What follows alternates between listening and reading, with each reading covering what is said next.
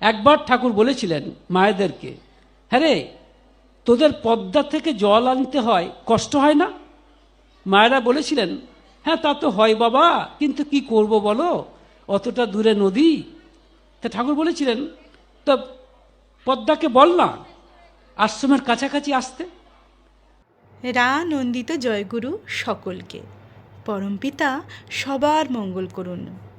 কেমন আছেন আপনারা, আমার সমস্ত ভক্তিমতী মায়েরা, দাদারা, ছোট ছোট ভাই বোনেরা, আমার সৎসঙ্গী পরিবারের মানুষজন, আপনারা কেমন আছেন?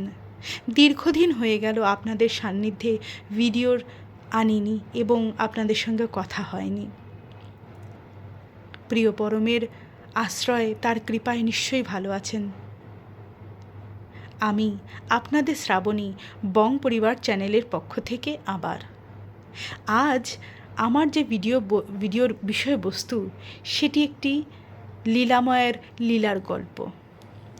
শ্রী শ্রী ঠাকুর পদ্মাকে নিয়ে এসেছিলেন তার তটে, তার কূলে নিয়ে এসেছিলেন। পদ্মা ছিল অনেকটাই দূরে। ঠিক শ্রীকৃষ্ণর পাদপদ্ম স্পর্শ করেছিলেন যমুনা নদী, তেমনি শ্রী শ্রী ঠাকুরের পাদপদ্ম রাতুল চরণ স্পর্শ করেছিলেন পদ্মা। আসুন ধৈর্য সহকারে শুনি। একবার ঠাকুর বলেছিলেন মায়েদেরকে, হ্যাঁ রে, তোদের পদ্মা থেকে জল আনতে হয়, কষ্ট হয় না? মায়েরা বলেছিলেন, হ্যাঁ তা তো হয় বাবা, কিন্তু কি করব বলো, অতটা দূরে নদী। তা ঠাকুর বলেছিলেন, তো পদ্মাকে বল না আশ্রমের কাছাকাছি আসতে। মায়েরা বলেছিলেন, আমরা বললে কি হবে বাবা, তুমি যদি বলো তাহলে হয়। এবং আপনারা জানেন সেই বছর এই পদ্মা চলে এসেছিল এই এই সীমায়তপুর আশ্রমে। শুধু তাই নয়, এমনভাবে আসছে, ঠাকুর ভোরবেলায় বললেন এখনই যদি বাঁধ না দেওয়া হয় তাহলে কিন্তু আশ্রম ভেসে যাবে। এবং আপনারা জানেন নেতাজি সুভাষচন্দ্র বসুর মামিমা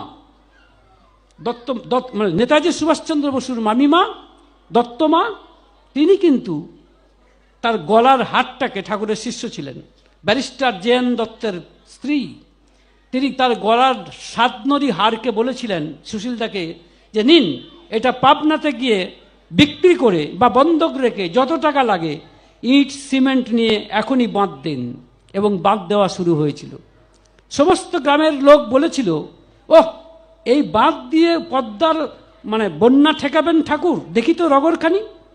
এবং সত্যি সত্যি দেখা গেল সন্ধে নাগাদ ওই বাঁধ কমপ্লিট হলো। তখন পদ্মা আসছে যেন লাফিয়ে লাফিয়ে। কেন বলুন তো?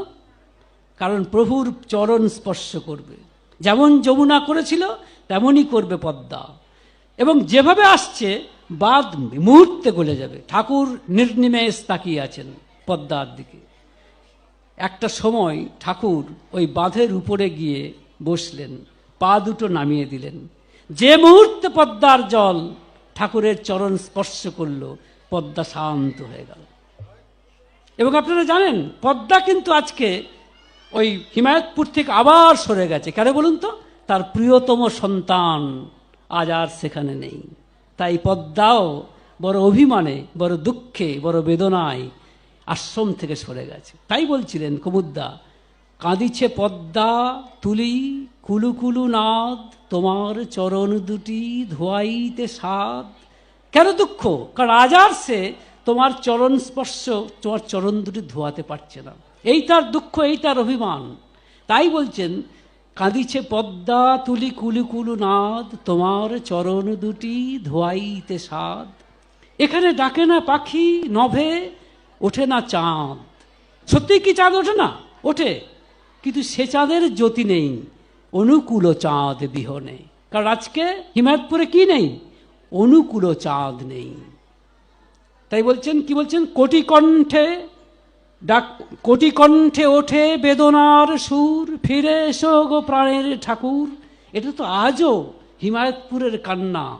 হিমায়তপুরের মানুষ, শুধু হিমায়তপুর নয়, হিমায়তপুর, কুষ্টিয়া এবং ওই সন্নিহিত সমস্ত জায়গা এবং তথাকথিত আজকালকার বাংলাদেশ, প্রত্যেকটি মানুষের একই কথা, কোটি কণ্ঠে ওঠে বেদনার সুর, ফিরে এসো ওগো প্রাণের ঠাকুর। তাই নয় কি?